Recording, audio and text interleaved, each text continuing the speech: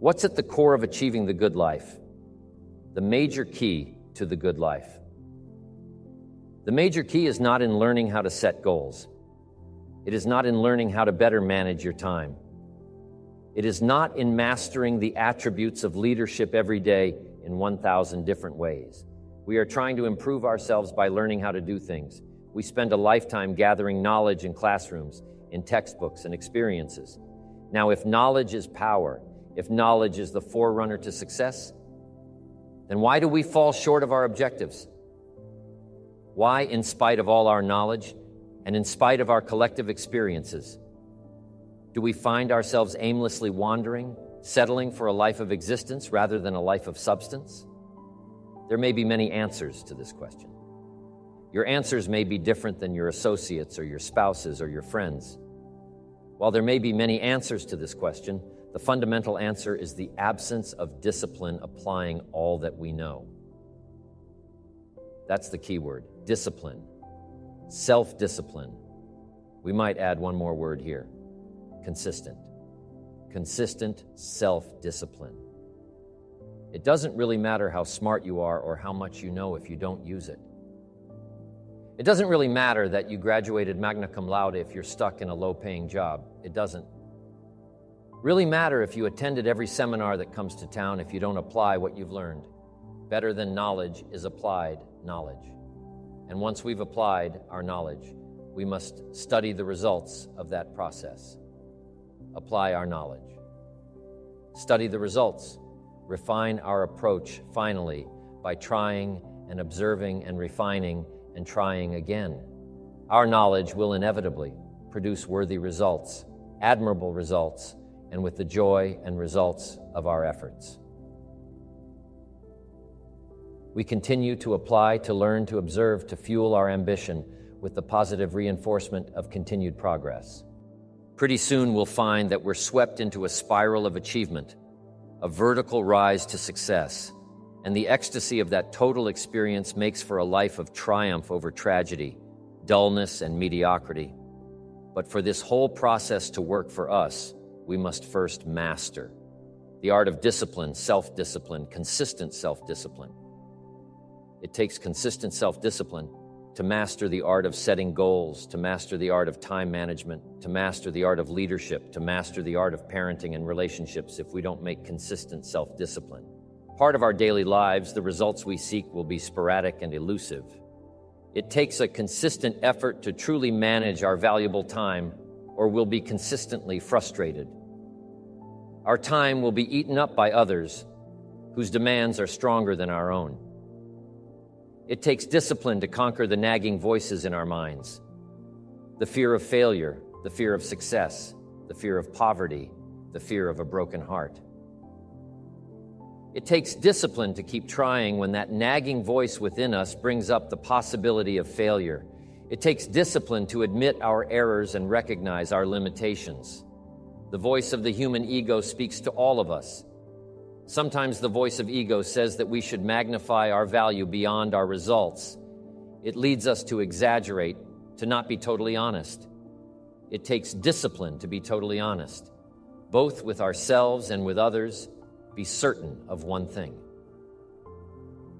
Every exaggeration of the truth, once detected by others, destroys our credibility and makes all that we say and do suspect as soon as a business colleague figures out that we tend to exaggerate.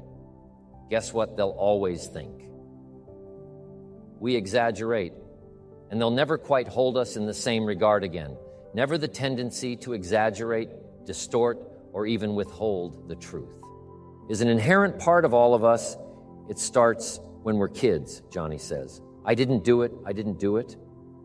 Well, maybe Johnny didn't do it, but he probably had something to do with it. And then it continues. When we're adults, exaggerating the benefits of a product to make a sale. Exaggerating our net worth to impress old friends. Exaggerating how close we are to closing a deal to impress. The boss and only an all-out disciplined assault can overcome this tendency. It takes discipline to change a habit, because habits are formed a little bit each day, every day, Every day, once habits are formed, they act like a giant cable. They act like a nearly unbreakable instinct that only long-term, disciplined activity can change. We must unweave every strand of the cable of habits, slowly and methodically, until the cable that once held us in bondage becomes nothing more than scattered strands of wire. It takes the consistent application of a new discipline, a more desirable one, to overcome one which is less desirable. It takes discipline to plan. It takes discipline to execute our plan.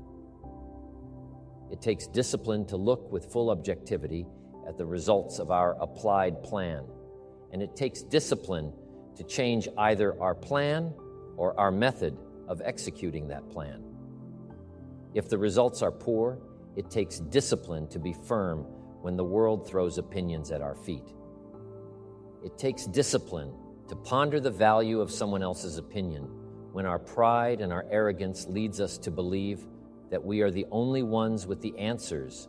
With this consistent discipline applied to every area of our lives, we can discover untold miracles and uncover unique possibilities and opportunities. Now, if discipline is the key word, and if discipline is the key action, then what exactly is discipline? One good answer might be the discipline is a constant human awareness of the need for action and a conscious act by us. To implement that action, discipline is an awareness of the constant need for action and a conscious act to implement that action. If our awareness and our implementations occur at the same time, then we begin a valued sequence of disciplined activity. Now, here's the other side of discipline. If there's considerable time that passes between the moment of awareness and the time of our implementation, then that is called procrastination. Procrastination, doing it tomorrow instead of today. Procrastination is almost exact opposite of discipline. The voice within us says, get it done, discipline, then says, do it now. Do it to the best of your ability today, tomorrow, and always until finally the worthy deed becomes instinctive. Procrastination says later tomorrow, whenever I get a chance. Procrastination also says do what is necessary to get by or to impress others. Do what you can, but not what you must. In every circumstance we face, we are constantly presented with these two choices: do it now or do it later. Discipline and procrastination. A choice between a disciplined existence, bearing the fruit of achievement and contentment, or procrastination, the easy life for which the future will bear no fruit, only the bare branches of mediocrity. The rewards of a disciplined life are great, but they're often delayed until sometime in the future. The rewards for the lack of discipline are immediate, but they are minor in comparison to the immeasurable rewards of consistent self-discipline. An immediate reward for lack of discipline is a fun day at the beach. A future reward of discipline is owning the beach. For most, we choose today's pleasure rather than tomorrow's fortune. So how can you get rid of the easy distractions? How can you keep your mind on what you're trying to do? How can you keep an attitude of doing it all and doing it now?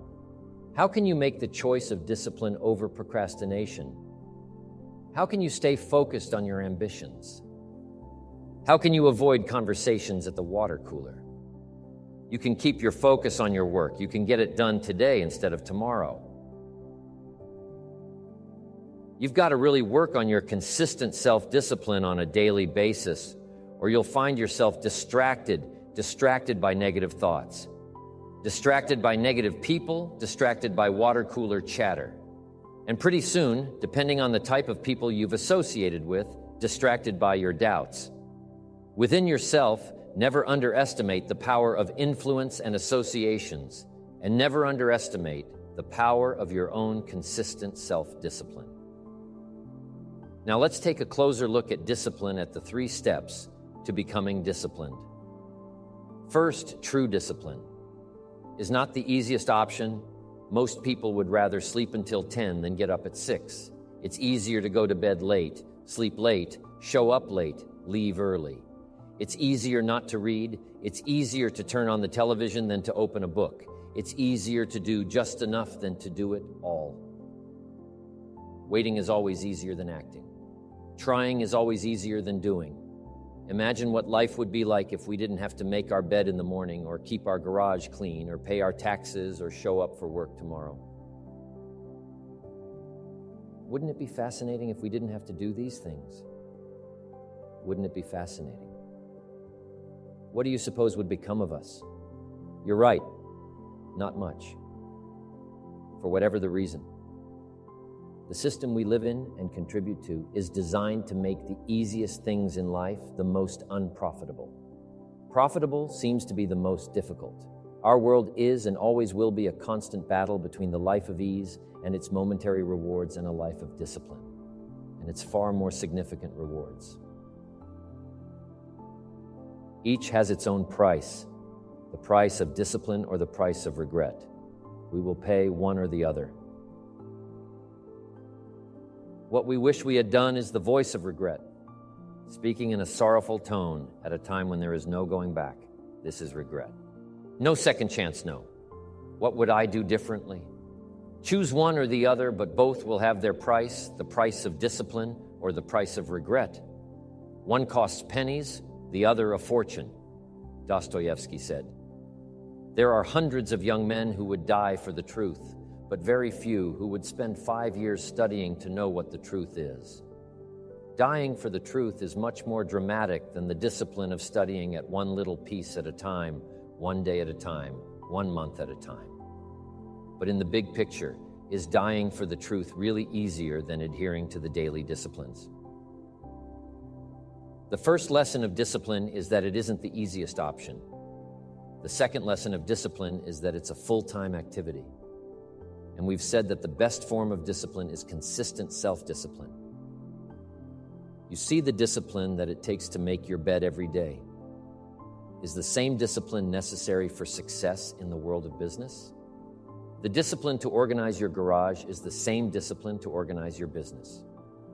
All disciplines carry through to affect all parts of our lives. If we're disciplined in just one area and lazy in another, guess what? Pretty soon, the lazy side will creep in and destroy the disciplined side. The bad habits in one area of our life will eventually destroy our self-discipline. In the areas we've been working on, consistency cannot be inconsistent. Discipline is the mind being trained to control our lives. Discipline is a set of standards which we've selected as a personal code of conduct. Discipline is imposing on ourselves the requirements for honoring these standards. Once we've adopted these standards of behavior and conduct, we're committed to honor them.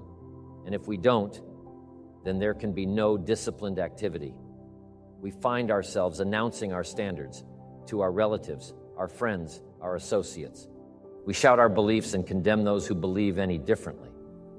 But then we don't walk the talk. We end up acting in a way far different from the beliefs.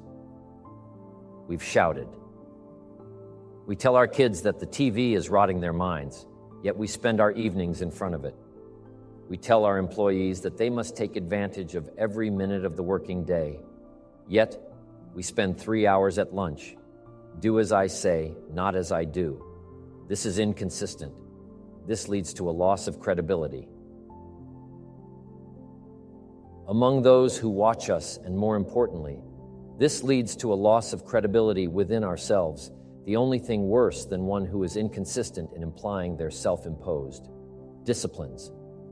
Is one who has never considered the need or the value of discipline at all. These people seem to wander aimlessly, changing procedures, changing standards, changing loyalties, and shifting frequently from one commitment to another, leaving behind a trail of broken friendships, unfinished projects, and unfulfilled promises.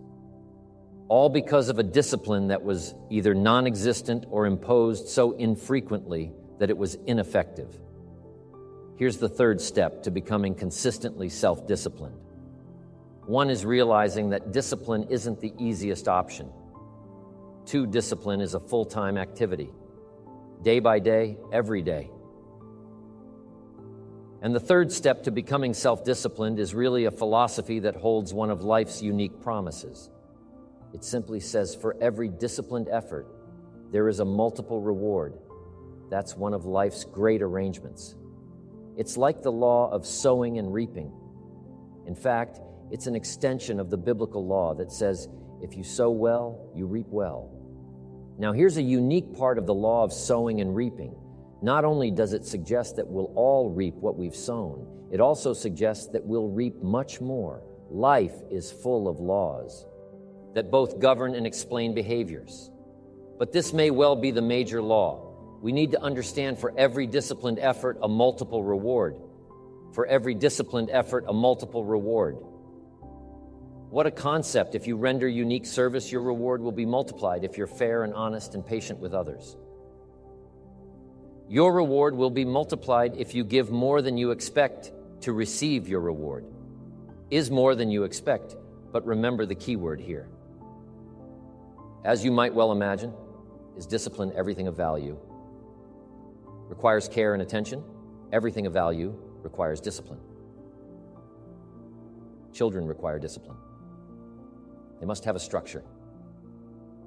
Built for them, they must have boundaries to work within, so they feel secure and comfortable to explore and grow.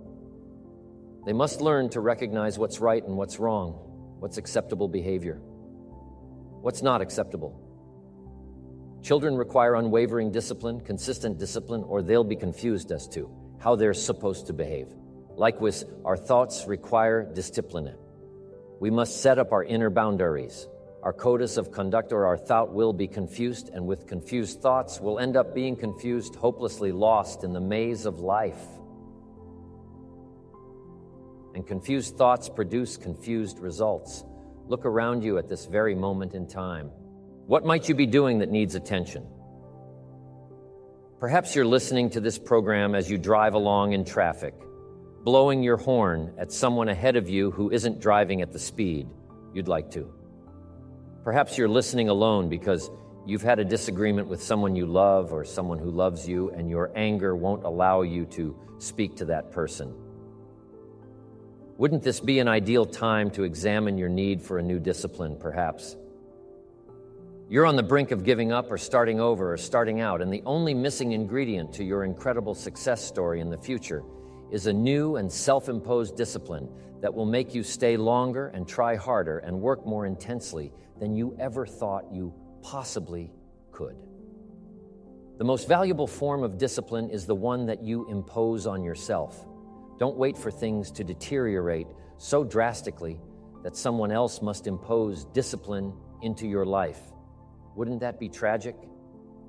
How could you possibly explain the fact that someone else thought more of you than you? Thought of yourself that they forced you to get up early and get out into the marketplace when you would have been content to let success go to someone else who cared more about themselves. Your life, my life, the life of each one of us is going to serve as either a warning or an example. A warning of the consequences of neglect, self-pity, lack of direction and ambition, or an example of talent put to use, of discipline, self-imposed, and of objectives clearly perceived and intensely pursued.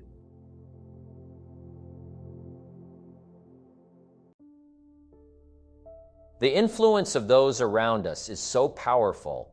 Many times we don't even realize we're being strongly influenced because it generally develops over an extended period of time. Peer pressure is an especially powerful form of influence because it is so subtle. If you're around people who spend all they make, chances are excellent that you'll spend all you make. If you are around people who go to more ball games than concerts, chances are excellent that you'll do the same.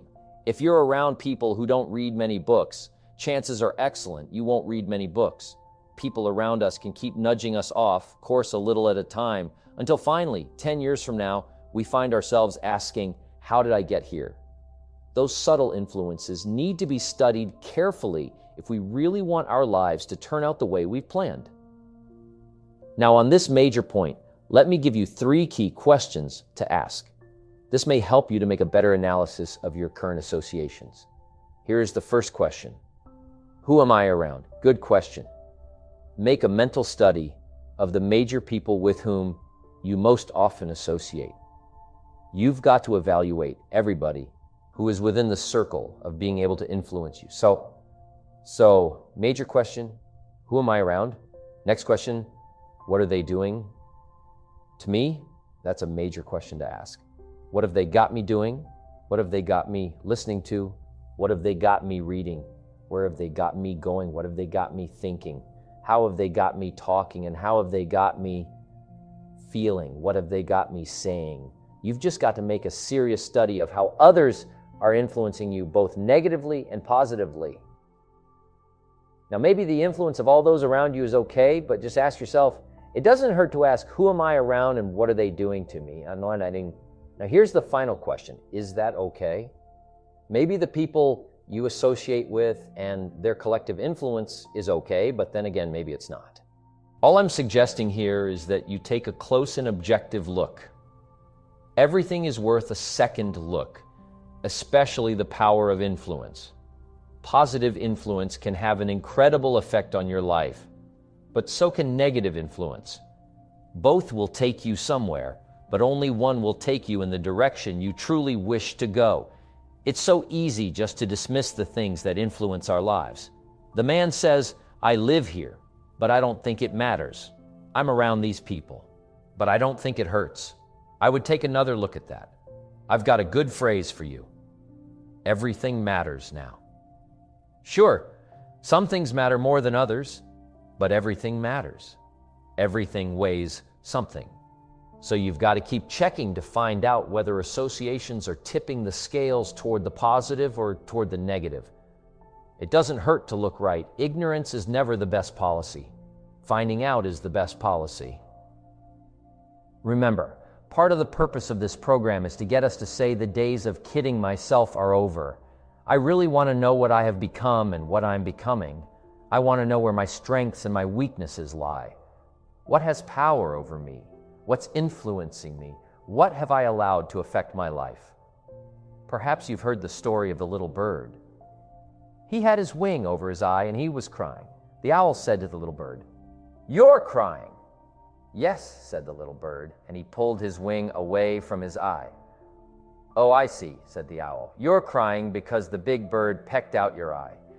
And the little bird said, "No, I'm not crying because the big bird pecked out my eye. I'm crying because I let him." It's easy to let influences shape our lives, to let associations determine our direction, to let persuasions overwhelm us, to let tides take us, to let pressures make us. The big question is, are we letting ourselves become what we wish to become? In this most important subject of association, here are some actions you may want to take. First, disassociation. You may, after a study of those three questions, who am I around? What are they doing to me? And is that okay? You may come to the serious conclusion that there are some people you just have to break away from. I'm not saying that it's an easy step to take and it's not to be taken lightly. However, I am saying it may be an essential task. You may just have to make that hard choice not to let certain negative influences affect you anymore. Remember, it could be a choice that saves the quality of your life. The second action you may want to take is limited association. It could well be that you are spending too much time in a certain area of your life with a certain group of people. It's easy to put time and effort in the wrong place. The guy spends 3 hours at the ball game and 30 minutes listening to the sermon. See, that's called out of balance. 30 minutes for spirituality, 3 hours for entertainment. That doesn't weigh well 5 years from now. 10 years from now, when you take a look at the sum total of your values in your life, here's one of the easy ways to end up with a mediocre average life. Spending major time on minor things. Sophisticated people learn to weigh everything before they spend time or money. You've got to weigh before you pay. Whether you're going to spend heavy time or light time, you've just got to weigh. Otherwise, if you're not careful, you can get trapped into spending heavyweight time with lightweight people. Now, it's okay to have casual friends as long as you give them casual time, not serious time. Spend major time with major influence and minor time with minor influence. It's so easy to do just the opposite. But don't let it be said that you fell into that trap. So maybe all you need to do to change some of the influences in your life is not to eliminate them, but merely limit them. Say, I have a good time with these people, but I'm not going to spend days and days with them anymore. I'm just going to cut that down and save some of that time for more major people and more major enterprises. Remember, it's your life. You can spend your time with whomever you want and whenever you want.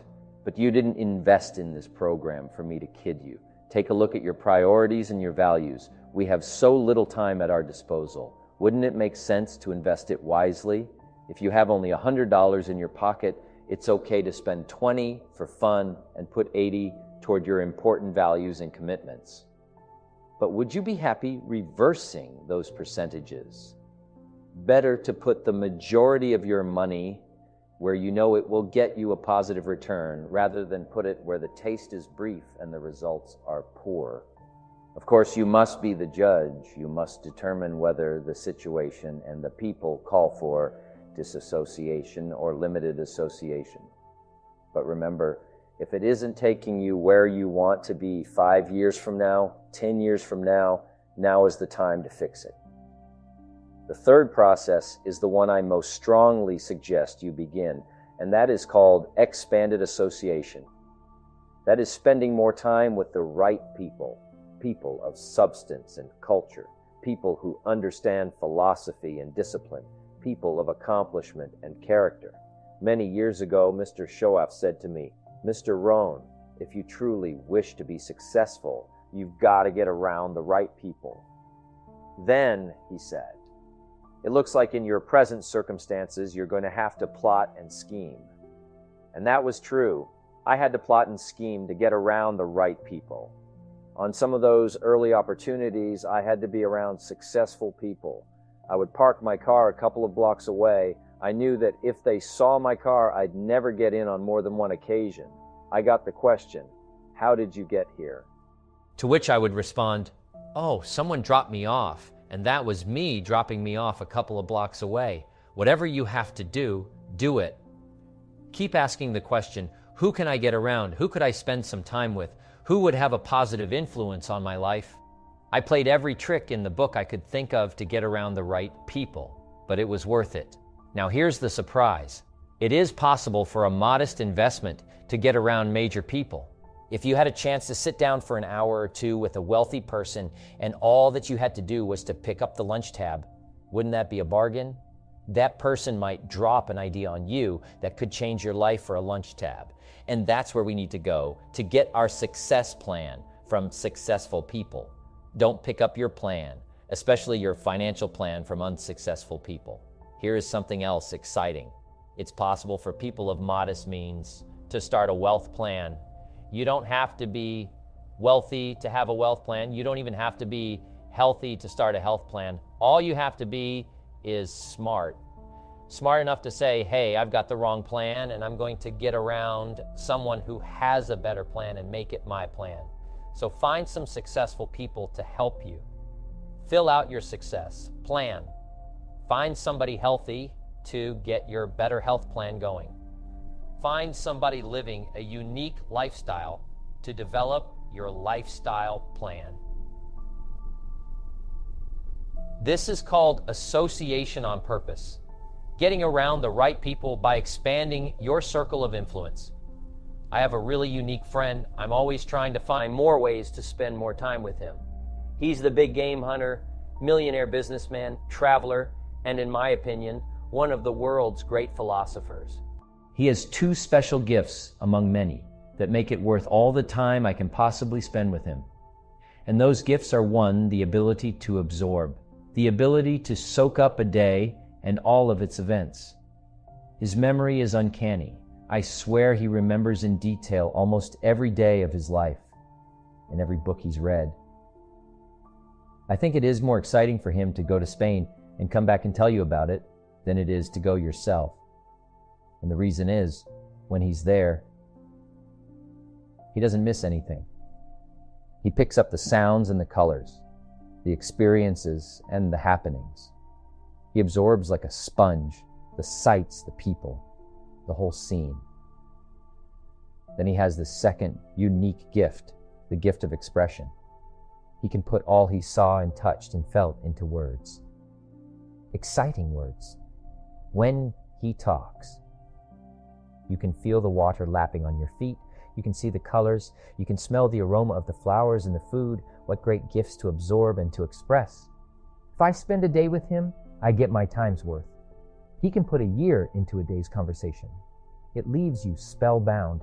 He can read a book and with flawless detail give you a capsule version and, more often than not, make it more exciting than if you read the book yourself. From Shakespeare to the Beatles, from Africa to Beverly Hills, he's got it, recorded it, and can express it with spirit and precision.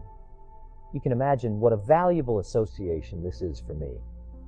One way to associate with people of influence is through their writings, books, cassette tapes, whatever you can pick up. Maybe you can't meet the person, but you can read his books or listen to his cassettes. Churchill's gone, but he's left some books. Aristotle's gone, but we still have his ideas. Search the catalog for cassettes in libraries for books. Search the magazines, search the documentaries. They are full of chances for association and intellectual feasting. But in addition to reading and listening, we also need a chance to do some talking and sharing.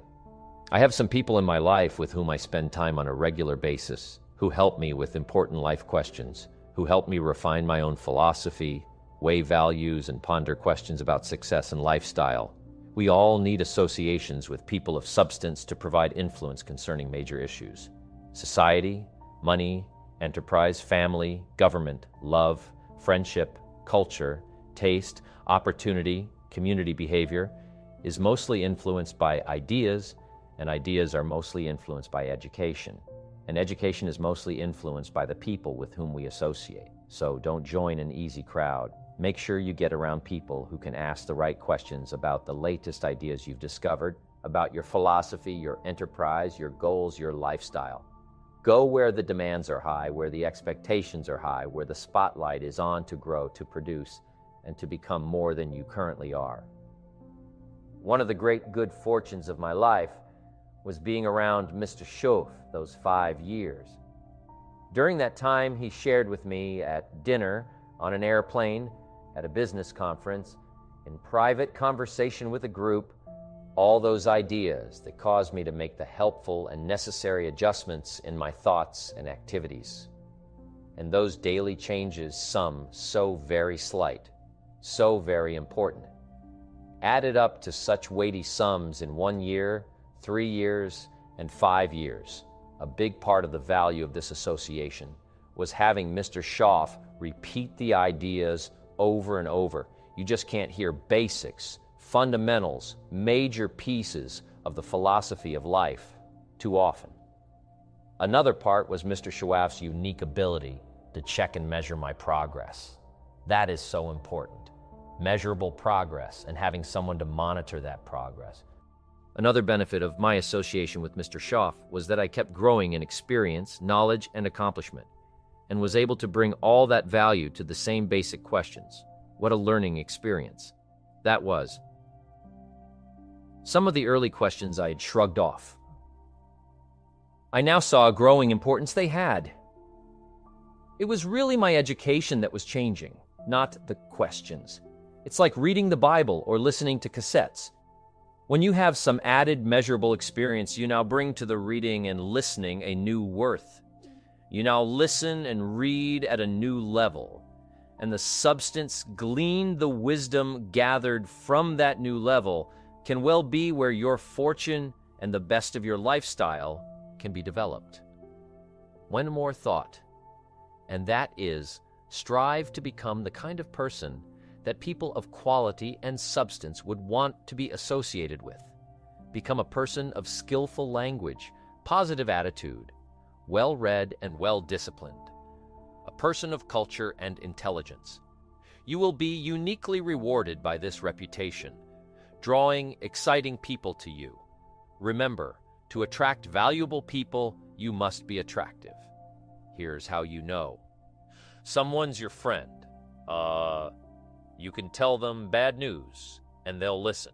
They won't tell you why. You know you're stupid, and why that bad thing happened to you, and how something worse happened to them once, and, derail the whole conversation. You can actually tell them bad news, and they'll listen, so that's a good thing. And then this is a weirder thing. You can tell them good news, and they'll help you celebrate.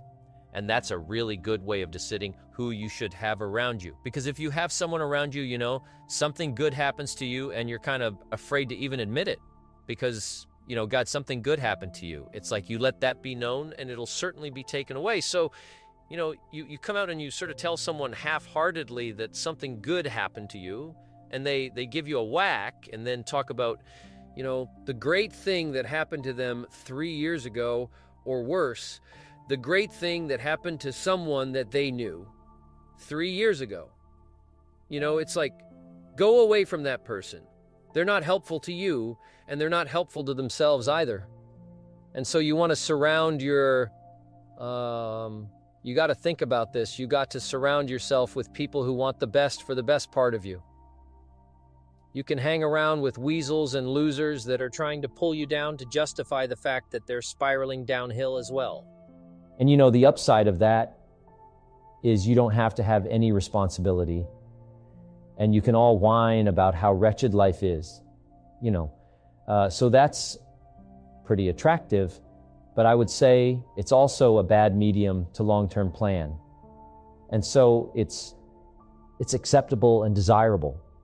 You try to surround yourself with people who are facilitating your development. And you might say, well, I've got people around, I know them well, they're not doing that well, and they don't fit into that category. It's like, what's your point? What are you going to do with them exactly? If they'll listen and cooperate with you and move towards a better future, great. If they don't pay any attention, and they keep doing the same damn things over and over, and they're not going anywhere, and it's painful, then maybe the proper thing to do is say, you just have your misery. I'll go off and have my life, and maybe you'll wake up at some point in the future and think that's a better way of being. Because just putting up with it is all, well, they call that enabling, right? You put up with that sort of behavior, you're providing tacit consent for it, and even tacit approval. It's like it's a bad idea. You have, I would say, both the right and the responsibility to surround yourself with people who are good for the best part of you. Psychologists have found two major things that we as human beings get the most happiness and satisfaction from. Two things. Number one, our work, our contribution to society, our continued progress toward reaching our goals, our activity that generates our lifestyle, influence, power, and true love. The love we receive from our spouse, our children, our parents, our families, our friends, knowing that one person or several people care about us, want to spend time with us. The professional goals that you've outlined for yourself take a lot of work. Your ambition takes a lot of work. Discipline skills, constant learning to improve yourself and develop yourself and improve your skills and develop your skills. You don't expect that your achievements will come to you on a silver platter. Working on the wish and the hope and the prayer philosophy. No, you know that your goals require constant attention and discipline every day. Or they'll, what? They'll never come to you at all. You can't just come home at night after work, after a long day, and expect that your family life is growing just fine all by itself. You can't just expect that your personal life will grow and flourish without attention, without taking time to feed and water and weed out the bad stuff, the negative stuff that happens while you're away. No, creating the perfect personal life. Family life takes just as much attention as creating the perfect professional life. It takes love and nurturing and kindness and sincerity and caring. It takes all those things. And that's one of the biggest mistakes that happens today. People spend all their time, focus all their energy, give everything they've got. They give it all to the job. It can't work that way. Your family requires more than that. The investment we make in our personal relationships before they're put on paper is the investment we must continue to make.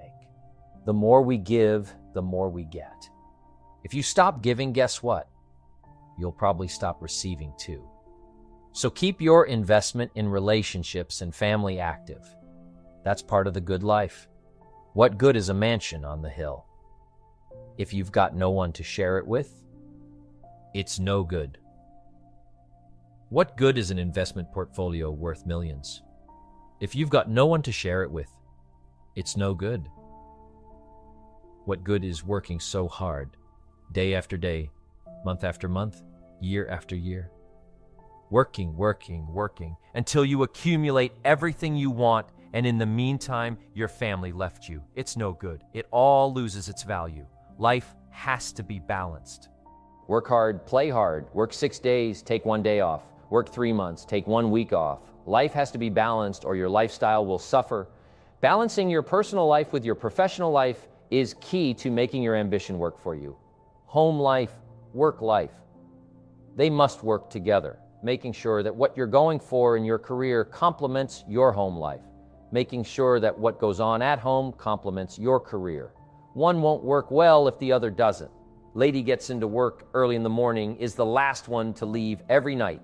This keeps going on week after week, month after month. Doesn't seem like she gets that much more accomplished than everyone else. Matter of fact, it seems like she's using the office to escape from home. Something's wrong here, better fix it. Chances are that whatever's bothering her at home is affecting her work anyway. A guy's always late for work, always takes off during the middle of the day to go home. There always seems to be some sort of emergency to tend to at home. He takes long breaks, leaves early to go home. He's not getting his work done in record time. He's not getting anything done at all. Chances are he's using the emergencies at home as an excuse to stay away from the job. If something's wrong at work, fix it if you can, or look for your solution elsewhere. If something's wrong at home, fix it. If what's going on at home is the result of neglect, admit it and fix it. Pay greater attention. If you need to go to counseling, go to counseling. Talk with your minister. Talk with a trusted friend. But remember that whatever the problem is at home, it probably didn't happen overnight. So make sure to give it some time in the healing. Be patient now. There's a balance between work time and home time, professional time and personal time. They both have to be working well in order to maximize your ambition and maximize your potential. Problems at home affect work. Problems at work affect home.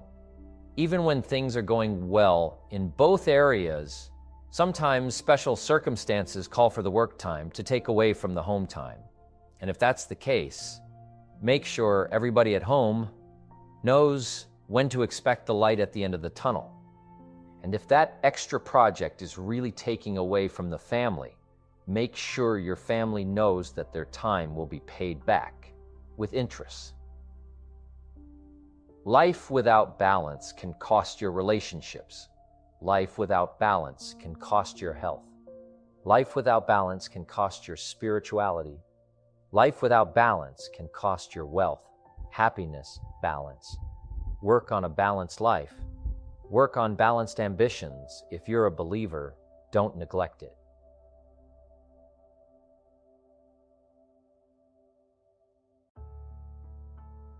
Setting goals is a very important part of our life's process. Guess how many people have a constant plan for setting, rearranging, evaluating, and strengthening the purpose of their goals? The answer is very few. In fact, if you will do this, you will become among the few who do that.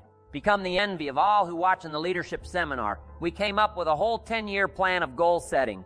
Business goals and personal goals, family goals, economic goals, financial independence. It's a basic fundamental, in fact. If you will work hard on setting goals, put together a plan for setting goals, reevaluate them, rearrange them, constantly talk about them, go over them again and again, I tell you what this process will do. In my personal opinion, it'll put you in what's known as the top 5. And if you want to be successful, if you want your life to really change in major ways, this is one of the fundamentals. A constant plan for setting, rearranging, evaluating, and strengthening the purpose of your goals. Don't set your goals too low. Don't join an easy crowd, you won't grow. Go where the expectations are high. Go where the demands are high. Go where the pressure's on to perform, to grow, to change, to develop, to read, to study, to develop skills. I belong to a small group. We do business around the world. You cannot believe the expectations at that level. What we expect of each other in terms of excellence. Far beyond average so that we can receive from the group. We can contribute to the group something unprecedented. It's called living at the summit. Go where the demands are high. Go where the expectations are strong so that it'll provoke you, push you urgently. Insist that you not remain the same for the next couple of years, the next 5 years that you'll grow and change. So don't set your goals too low. We need to take a look into the future. We've got to have the future well designed. The future is called the promise. And here's what we teach in our leadership series. The promise of the future can be an awesome force for your own future. The promise of the future, designing the future. There's two ways to face the future. One is with apprehension and the other is with anticipation. I promise you in my travels around the world, most people face the future with apprehension. And here's why they don't have it well designed. They've sort of left that up to someone else to fix. But here's the best way to face the future with anticipation. And you can. You can face the future with anticipation. Yes, the future is clear. But the future is well designed in setting goals. It's very simple. Number one, decide what you want. You just take a little time. You sit down and say, what do I want? What kind of skills do I want? What kind of income do I want for the future? Where would I like to go? Places I'd like to visit, habits. I'd like to acquire skills. I'd like to have you just take a little time to think about what you want. Economics, friendships, people you'd like to meet, places you'd like to go. You just take some time, and then I suggest when you've thought about what you want for the future, make a list. Just jot it all down. It's really a very simple process. You may find that some of your goals you thought at first glance were important are not important after all. Do some reflecting, refining, and revising. The point is right now try to have approximately 4 1-year, 3-year, 5-year, and 10-year goals that you truly believe in, that inspire you, that you've sold yourself on. When these goals and the reasons you want to obtain them are each clearly described in a brief paragraph, transfer this information to a journal or some type of notebook that you can carry with you easily and refer to often. It's essential to set aside some time every week to review all of your goals, to rearrange them, redo them, restructure them to add goals, or to tear up the whole list and start over. Goal setting is not something you do just once. It's a continual process. Also, you must constantly check your progress toward your goal. You don't want to fall too far behind on, or worse, lose sight of your important goals now. Just as important as your long-range goals are your short-range goals. Your goals for tomorrow, next week, next month, 6 months from now. These are goals you can accomplish within the next year, the immediate future. We call these goals confidence builders. When you work hard, burn the midnight oil, and accomplish these little things, it builds your confidence to go for your long-range goals. Write down in your notebook or journal all the little things you would like to have or accomplish in the next year. How you set up this list is up to you. You might want to break it down by week or by month. Set it up in whatever way works well for you. Part of the fun of having a list is being able to check off something as obtained or completed. Every week, try to check off at least one thing on your list of short-term goals. And when you're able to check off something major, something on your list of long-range goals, celebrate. Make winning joyful. Congratulate yourself. It is very important to celebrate progress. We grow from 2 experiences. One is the joy of winning and the other is the pain of losing. Here's what that also means. Make losing painful. Put it on yourself. If you set something up, fool around, didn't pull it off. Put it on yourself and get around people who will help in this area. Hey, don't join an easy crowd. Go where the expectations are high, where the pressure to perform is high. It's how we grow. What I'm saying is we all need a consistent plan for the gathering of knowledge, a consistent plan for going to the library, a consistent plan for attending the lectures, attending the seminars. Most people get ideas just spasmodically, or when someone happens to come by, or they just happen to hear someone, or they happen to read a book that might have some ideas that could help to benefit their life. When you listen to a sermon, Make sure you've got your journal to take notes wherever you go. Gather knowledge, but gather it on purpose. Do it constantly, do it daily, and do it consistently. We need a consistent plan for reading books. Most people just read books haphazardly, spasmodically. Or most people just don't read at all. Or they don't have a good plan for reading the right books. Sure enough, the man reads the comics instead of the classics, and he misses all the things that could really benefit his life because he doesn't have a plan. Here's a good thought to consider. Rarely does a good idea interrupt you. Good ideas must be pursued. You must go where they are. You must seek them out. And there's an important Bible phrase that says, if you seek, if you search, you will find. Sure enough, a consistent plan for gathering knowledge, reading the books, attending the lectures, putting together ideas, and having a place to capture them.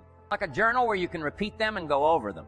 That's a fundamental that, if you'll follow it, will put you in the top 5. Guess how many people have a consistent plan for the gathering of knowledge? Answer, very few. And what you want to be is one of the very few. You need a plan, a detailed plan for the use of your work time. We call it a game plan. Most people try to design tomorrow and next week and next month in their head. They try to just decide what they're going to do. And most people don't even think that far ahead. They think I have to get up in the morning and go to work, and that's about the extent of it. But a game plan for financial independence, a game plan for your work time, a game plan for your personal time. The family needs a game plan so that you won't miss some of the important things that are helpful to your life and to your success.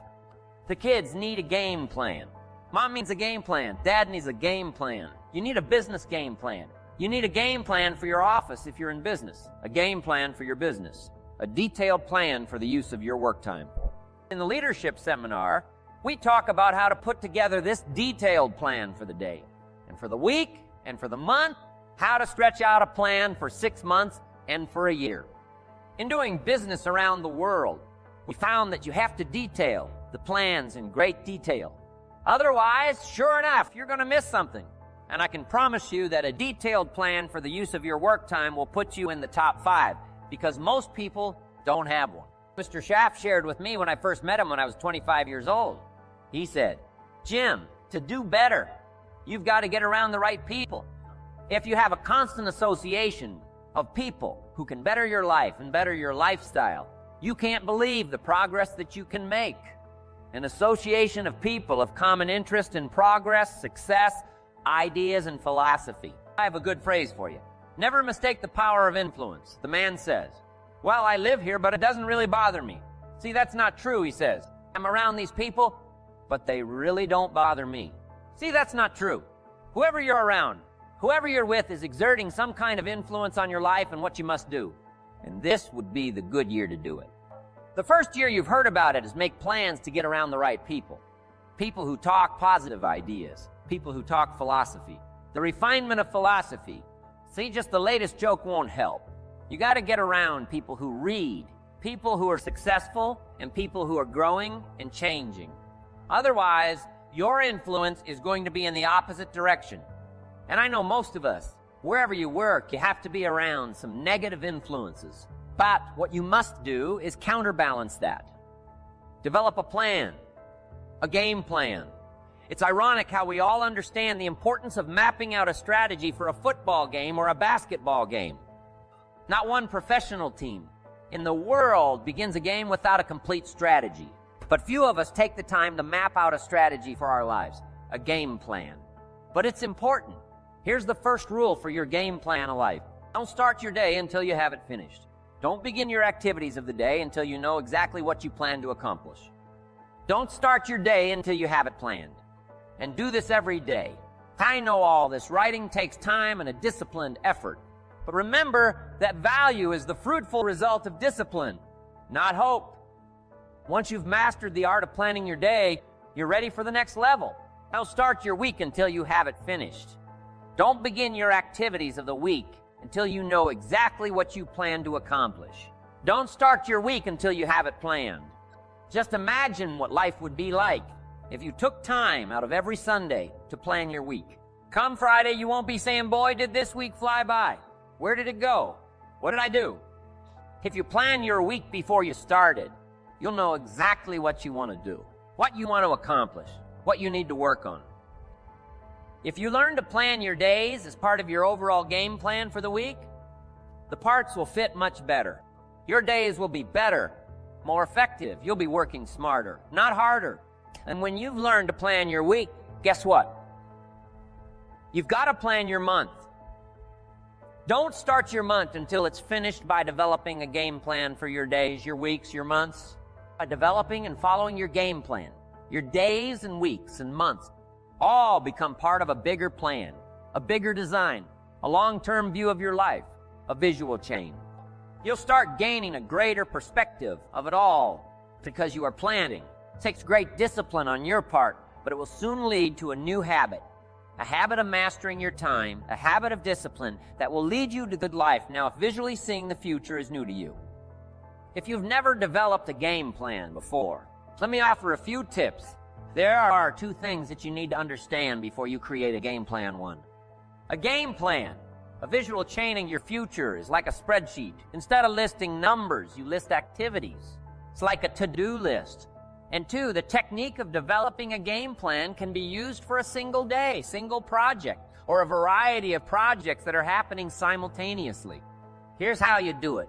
First of all, you need to buy a pad of graph paper. Game plans work best on graph paper.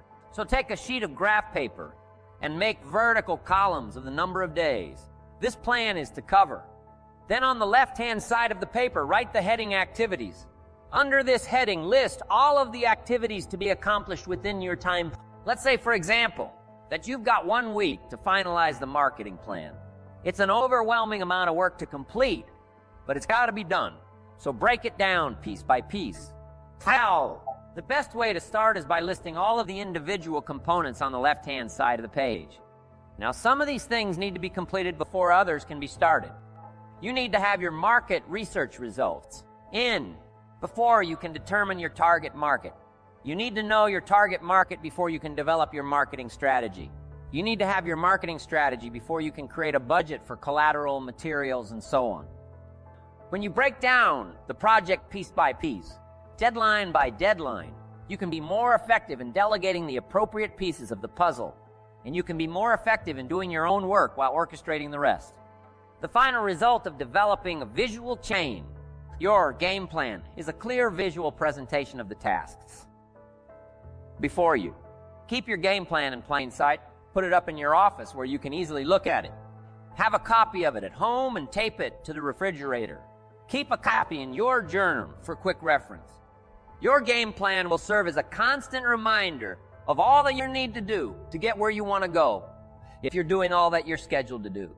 Game plans are very rewarding, and the discipline of developing and following a game plan is exciting.